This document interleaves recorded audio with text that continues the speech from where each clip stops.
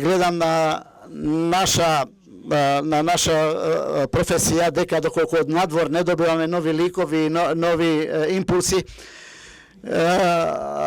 тогаш овие веќе актуелни демократски политичари, угланчани, старомодни интелектуалци нема да можат да се справат со предизвиците.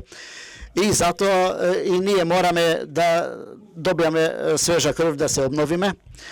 И доколку на светска политика, во трансатлантска политика доаѓаат нови ликови кои се динамични, кои можат да донесат нешто ново, тогаш тоа треба да поддржуваме. Соединените американски држави имаат клучна улога во однос на светскиот мир. Доколку Америка имате председател кој сака војна, тогаш ќе имаме војна.